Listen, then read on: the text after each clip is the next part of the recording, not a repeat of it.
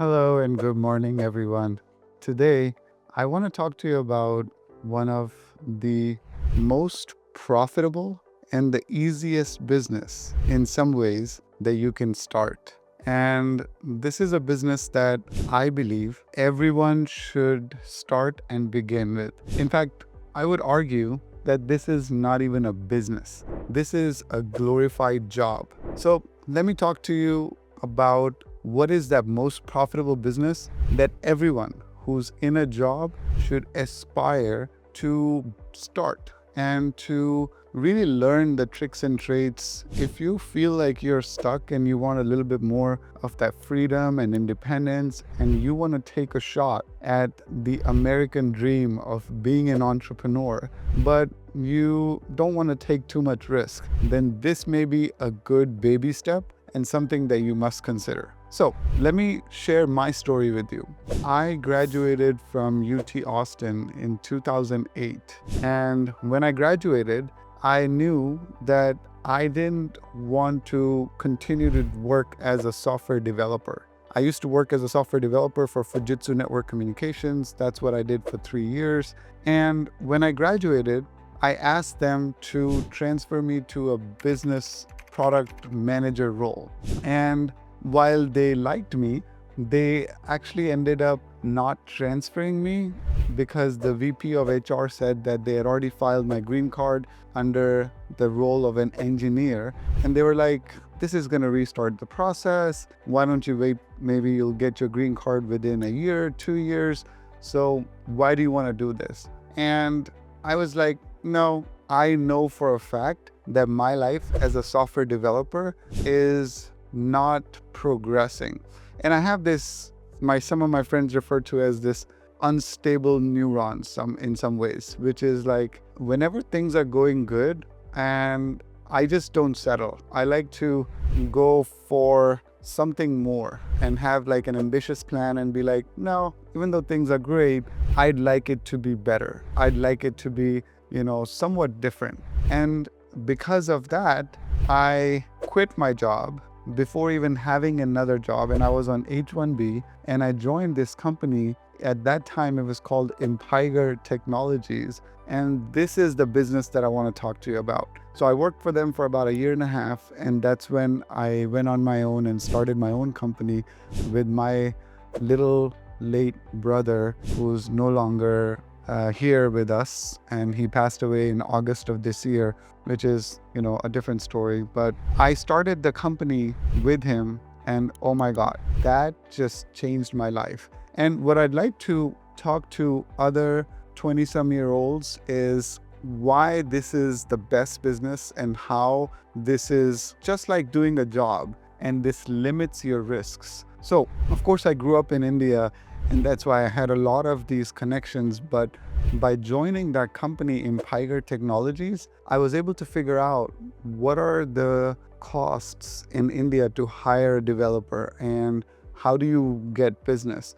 So working for Empiger Technologies, I started as a regional manager, and my goal was to bring business. Whatever it is that the customers in the US wanted, I wanted to bring business. But they had a focus, they had a niche, and that niche was telecom.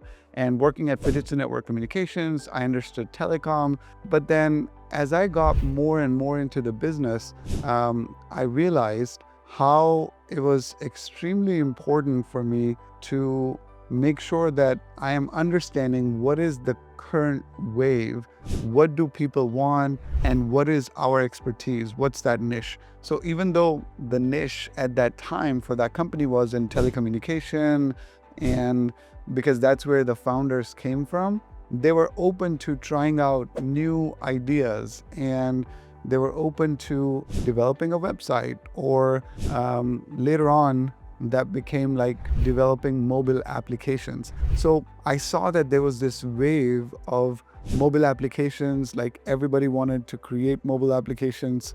And I started to really explore the market, like starting from putting ads on Craigslist that, hey, do you need a developer? Boom, I'm here for you. And other different ways of generating leads from anywhere I could. But it was very challenging as well, because we were relying on leads, and how do we get those leads? And of course, Craigslist wasn't going to work for a long time, but I did find a few clients like that. And at that time, even getting a project for like $1,200 was really good. And that's what I did. And that was the first deal that I closed for $1,200 to just do some integration, do some web development work. And then we got another project that was like $12,000 or something.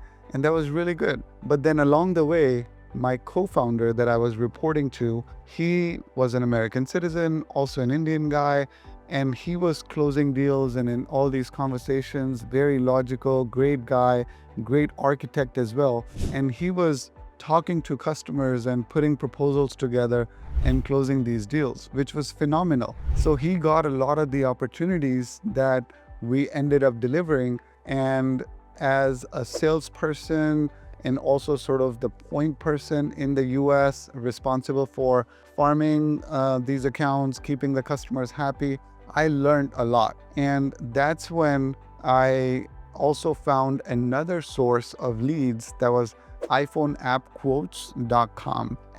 That was a marketing company that you could put your credit card and say that, okay, we'll pay you $15 per lead for anybody who wants to develop an iPhone application. And what they would do was they would send that lead out to 3 different companies. And that's how, as soon as we would get an email that you received a lead, we would like make that call and try to talk to the customer and try to like use the principles of influence, similarity, and, just demonstrating to them that how we've helped other customers, because customers want to buy from you if A, they like you, and B, you can demonstrate to them how you've helped other customers that had a very similar problem, maybe in a similar industry. So I started to build that library of examples that I could offer to the customers, and then just by genuinely talking to them, understanding their problem, empathizing with them, putting together a good proposal, I was able to close a lot of those deals. So at that time then, I decided to go on my own because I wasn't really satisfied with that current situation, the amount of salary that I was getting and the delays in the salaries at times. And because overall the company was sort of bleeding money. Remember, this is the time like 2009, which is when after the 2007 crash, like the bubble burst, the real estate crash, the financial crash, the market was just trying to recover. So there was a very, very tough time overall. But with the launch of iPhone and then the App Store, and then eventually in 2010 when the Android was released, there was a lot of business to be done. There was a lot of opportunities. And that's what I found, that there were other companies like mutualmobile.com, which is now acquired by somebody else, and other companies that had mobile in their name. And then I was like, you know what? I should start a company that just focuses on mobile application development. And at that time, that was a good decision. But you'll learn later on how I had to reinvent myself and the company again and again and again. And that's what any services company has to do. But we started Copper Mobile as a company that was focused in mobile application development. And because I was good at sales, I had examples of companies and individuals and entrepreneurs that I'd helped, so I could give them a demo. Plus, I built the entire company around making sure that we can sell. The very first year when I started in 2010, that's when I closed $340,000 in business. And at the end of the year, I had $40,000 to show. And that's when the next year, though, as we continued to go and expand and hire people, we were able to close $3 million. And that was just really crazy. Now, not everybody is going to have that same trajectory. And of course, we made a lot of mistakes along the way, but I was able to do that because we had a very sales focus and the market was just going crazy. It was really amazing market. It was a good time to sell, and especially to sell mobile applications. Now, the lesson that I'd like you to learn from this is that let's say that you're a marketing executive and this is what you do and you can help clients. Then what's preventing you from getting your own clients and then creating some sort of a process and then coaching other people that could do your job. And then you could be like that account manager, that salesperson, and you could be that CEO. Or let's say you do engineering design as an architecture firm. Even then, whatever it is that you do in your current job, what you could do is you could find that niche and you could hire people, hopefully not for a very high cost. Like it could be junior people here in the US, or it could be people like if you are from India or Philippines or Mexico, or you have or Pakistan or wherever you're from originally, and you have some connections and you know how to do business there, then you could like build an office over there and hire full-time people. Now, I didn't start by hiring people full-time from the get-go. I thought that maybe just I could have a handful of people and then outsource everything. And I created a model that, okay, in order to close business, I want off the top, 25% from the business. Then I want 25% for sales, and then 25% for delivery, and then the remaining 25% is gonna go for the profitability, like retained earnings. And again, that's a high level math, but that was very important. And what I'd like you to consider is that overall, this is just a glorified job. Whatever it is that you do, like you have one manager, but then you could have a wide variety of customers and a bunch of those customers that you're helping, supporting, and you just have to fulfill your promise. You have to have this endless desire to make sure that the customer is going to be happy. And if you do that, you're going to get referrals. You're going to along the way figure out new ways of finding customers by understanding where they hang out, what are the best ways. And there is no silver bullet. So you have to try out a lot of different techniques and see, okay, well, you could try, this conference, or there could be a lead source, or you could be hiring somebody to do voice calling, like, cold call, or you could be finding deals from LinkedIn. You could have a very attractive website that has a lot of good content, gated content, and you're building that community.